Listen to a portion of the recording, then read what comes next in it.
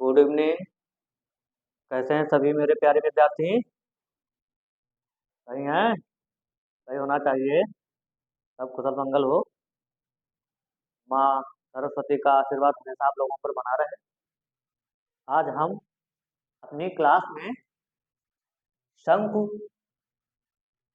से ही प्रश्न लेकर आए हैं, जो हमने पिछली क्लास में जो पढ़े थे उसी के आगे के प्रश्नों को देखते हैं। लिखा है एक प्रश्न में, एक शंक्वाकार तंबू के आधार की परिधि एक शंक्वाकार तंबू के आधार की परिधि 44 मीटर और ऊंचाई 15 मीटर है। इस तंबू को तैयार करने के लिए कितने कैनवस की आवश्यकता होगी? तंबू में भरी वायु का आयतन भी ज्ञात कीजिए। देख लेते हैं पहले तंबू होता क्या है। तंबू एक त्रिभुज के आकार की एक आकृति होती है, जो तंबू के टाइप में होती है, जो बाहर से जो पर्दा त्रिभुज के आकार में लगा होता है, तो उसको हम तंबू कहते हैं। इस टाइप में ये इस टाइप का हमारा एक तंबू रहेगा। अब इसको कैनवस की जो आवश्यकता होगी, कैनवस इसके बाहर बाहर जो चढ़ाया जाएगा, कैनवस की जगह आप कपड़ा मान लीजिए या कुछ और भी मान लीजिए कि हमको बाहर बाहर इसको चढ़ाना है, तो बाहर बाहर ही चढ़ाएंगे हम।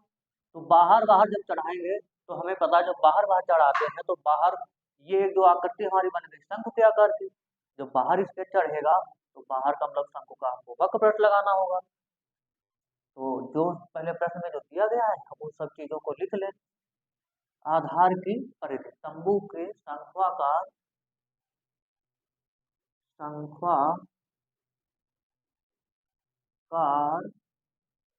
तंबू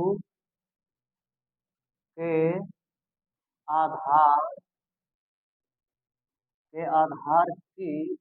परिधि आधार की परिधि जो होती है 2 पाई आर होती है। 2 पाई आर का जो मान दिया गया है 44 मीटर 44 मीटर, और ऊंचाई भी दी गई 44 मीटर। अगर हम मान लेते जैसे हमारा ये 15 जो मीटर दिया गया ऊंचाई, ये सेंटीमीटर में होती तो हमको परिधि को सेंटीमीटर में बदलना था, या फिर हम मीटर को बदल लेते। लेकिन दोनों जगह हमारी जो परिधि और जो ऊंचाई दी गई शंकु की, दोनों जगह मीटर में है, तो हमको सेंटीमीटर में बदलने की आवश्यकता नहीं है। तो यहाँ से हम ऊंचाई लिख लेते हैं। शंक्वाकार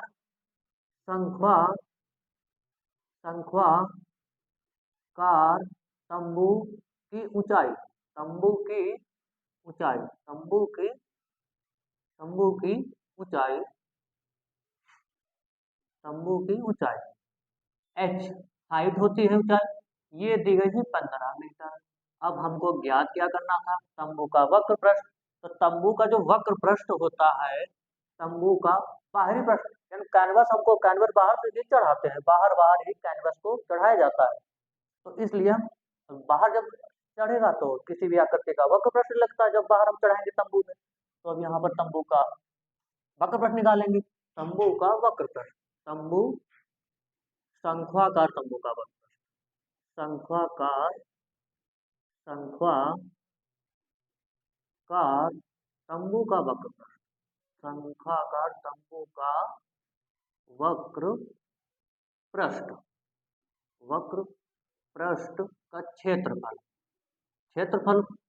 अब क्षेत्रफल का जो फार्मूला हमने लिखाया था अपनी पहली क्लास में, हमने अपनी पहली क्लास में जो लिखाया था, इसका वक्र पृष्ठ हमने सूत्र जो लिखाया था पाई आर एल। अब हमारे पास यहाँ पर देख लेते हैं लंबाई हमारी क्या क्या हमारे पास दी गई है। पाई का मान हम ले सकते हैं, आर का मान हमारे पास है नहीं, एल का मान हमारे पास है नहीं।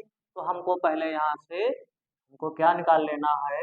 हमको पहले यहाँ से आर का मान निकालना है, और उसके बाद हम एल का मान निकालेंगे। तो आर का मान हम इस परिधि से निकालेंगे, 2 पाई आर, ये दिया गया है 44 मीटर।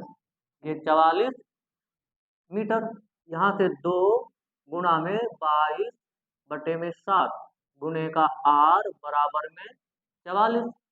अब देखते हैं, ये ऊपर है गुणे में, ये गुणे में बराबर के उधर ले जाएंगे तो भाग में हो जाएंगे, ये भाग का है तो ये बराबर के जब उधर जाता है तो ये गुणे में जाता है। तो r बराबर हम यहाँ से लिख सकते हैं 44 गुणे में 7 और बटे में 2 गुणे 22।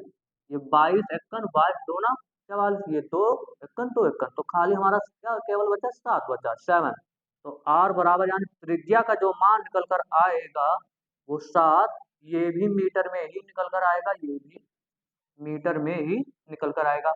अब हमको यहाँ से तिर्यक ऊंचाई निकाल लेनी, शंकु की तिर्यक ऊंचाई, स्तंभु की ही तिर्यक ऊंचाई निकालेंगे। तो स्तंभु की शंक्वाकार तंबू की तिर्यक ऊंचाई, शंक्वाकार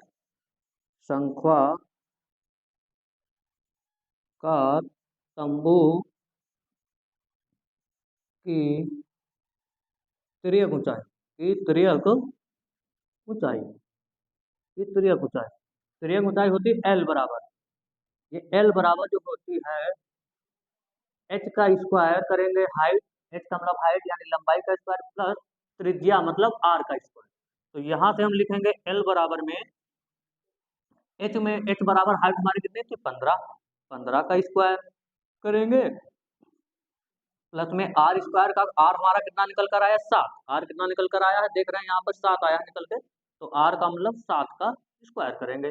अब स्क्वायर करेंगे हम, वर्ग हमको करना है 15 का, 15 का हमने वर्ग अपनी पहली क्लास में हमने आपको सिखाए थे कि देखिए यहाँ पर इकाई अंक का क्या है 5, तो 5 है तो हमको तुरंत यहाँ पर लिख देना है 25, और एक से एक ज्यादा यानी 2, 2 से हम एक बार मल्टीपल कर देंगे तो 2 इक्कन 2 यानी 225 15 का स्क्वायर आएगा, और 7 का स्क्वायर हमको पता था 7 सत्ते 49 होता है। अब हम अगर इनका हम अगर वर्ग यहाँ से इनको हम जोड़ लेंगे, इनको हम क्या करेंगे जोड़ लेंगे, तो L बराबर जो हमारे पास निकल कर आएगा L बराबर में ये आ जाएगा 9 5 14 का 4, 4 2 6 1 7 274, इनका हम वर्गमूल ले लेंगे, इनका हम वर्गमूल निकाल लेंगे। तो वर्गमूल जो हमारा निकल कर आएगा इसका L बराबर में 16.55, 16.55 जो आएगा ये मीटर, ये भी मीटर में आएगा हमारा, यानी शंकु की हम तिर्यक ऊंचाई भी हम यहाँ से हमने निकाली है। अब हमको लगाना क्या था शंकु का वक्र पृष्ठ, तो शंकु का वक्र पृष्ठ हम लगा लेंगे, तो लिखेंगे तंबू का वक्र पृष्ठ, तंबू का वक्र पृष्ठ, शंख्वाकार तंबू का वक्र पृष्ठ, शंख्वाकार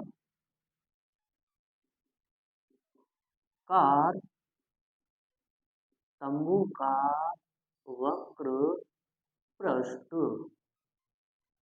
का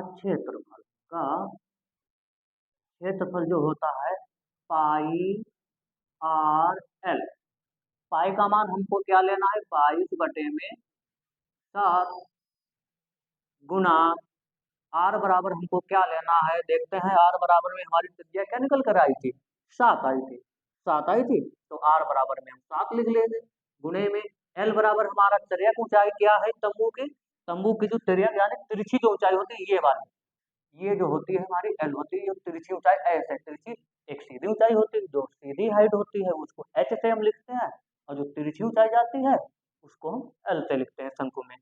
तो यहाँ से तिर्यक ऊंचाई हमारी क्या निकल कर आई थी 16.55, 16.55। अब हमको कटिंग पिटा कर लेना, यहाँ से हम काट लेंगे।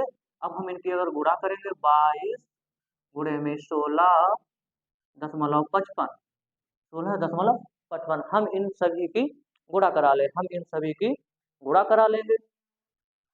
हम जब इन सभी की गुणा कराते हैं तो यहाँ से जो हमारा क्षेत्रफल जो निकल कर आएगा, यहाँ से जो हमारा क्षेत्रफल आएगा निकल के, इनका इनका जो गुणा हम करेंगे तो इनकी जो गुणा आ जाएगी हमारे पास 364.10 निकल कर आएगी, क्यों दशमलव के 2 अंकों तक है।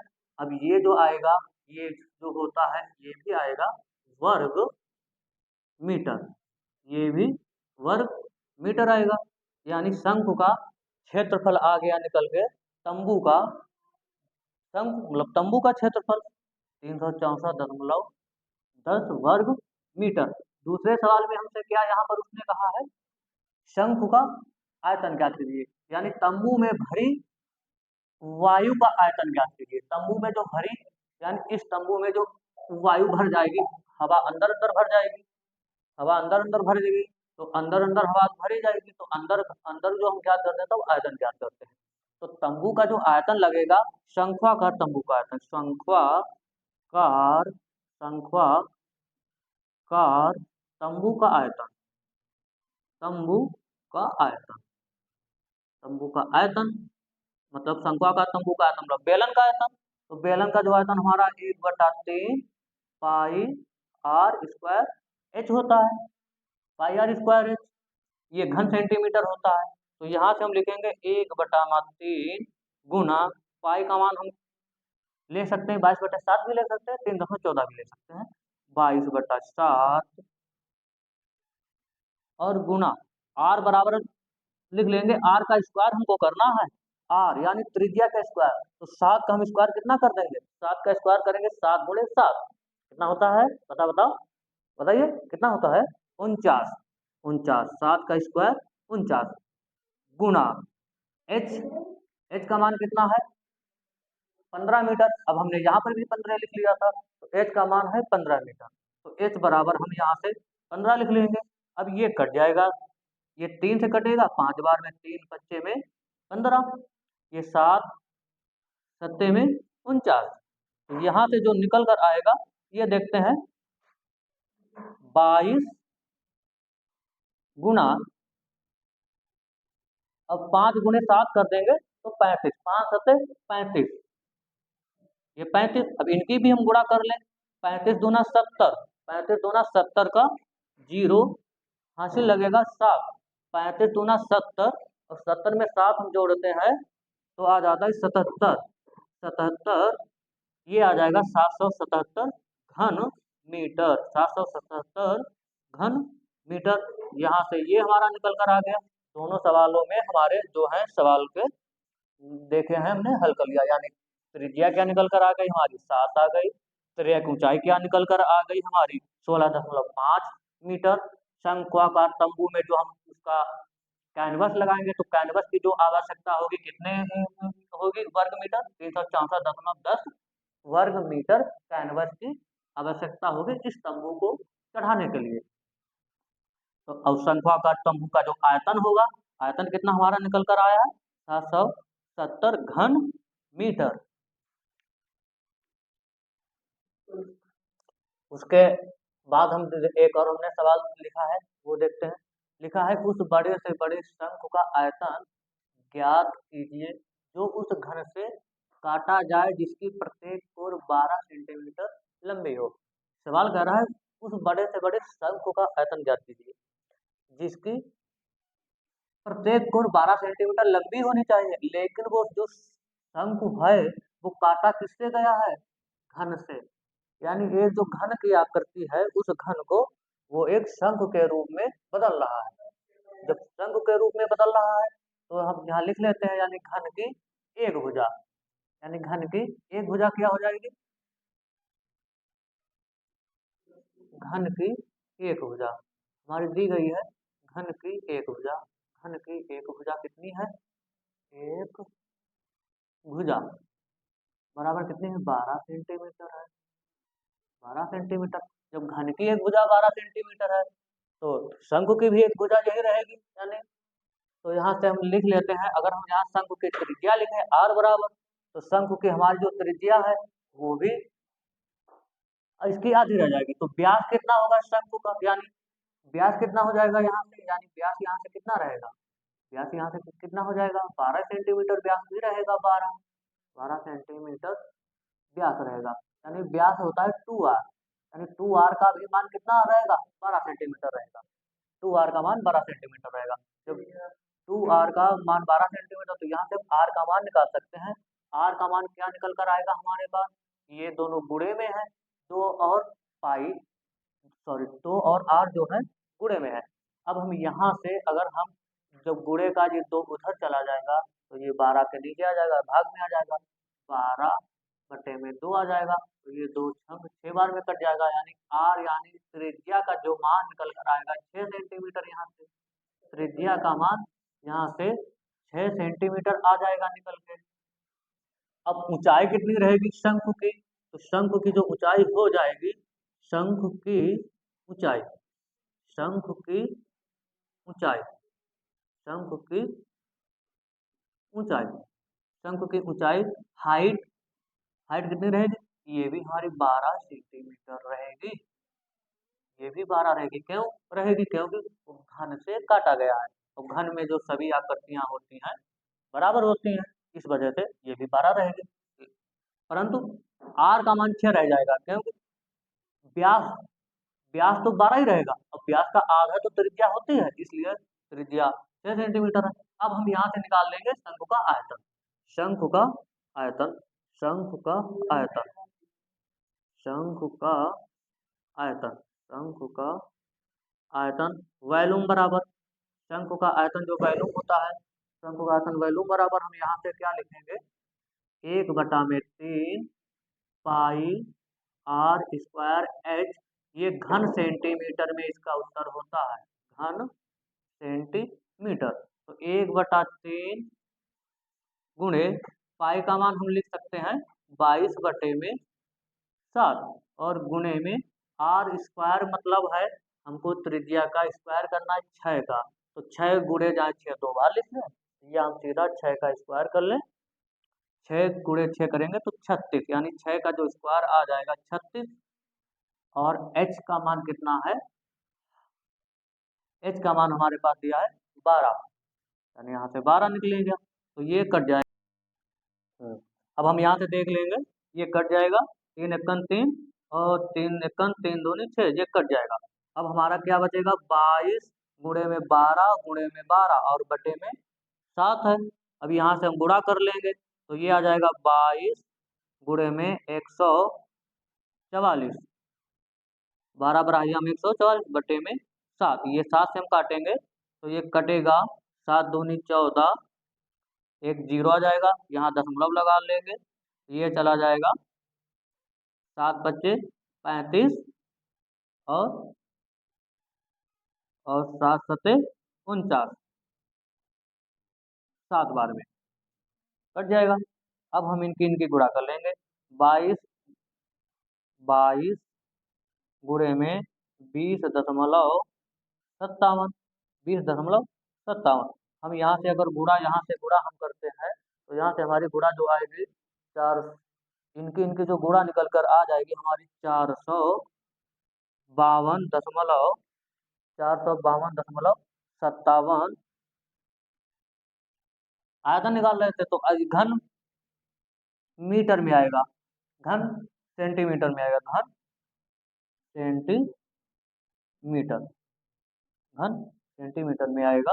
आप चाहे ये गुणा करके देख लें, ये जाएगा घन सेंटीमीटर में। ये हमारा शंकु का आयतन ये निकल कर आया है। अगर हमारी ये वीडियो आपको पसंद आई है तो कृपया हमारे चैनल को सब्सक्राइब करें, बेल आइकन पर ऑल पर सेलेक्ट करें, और हमारे वीडियो को शेयर करें ज़्यादा से ज़्यादा। Thank you, bye bye.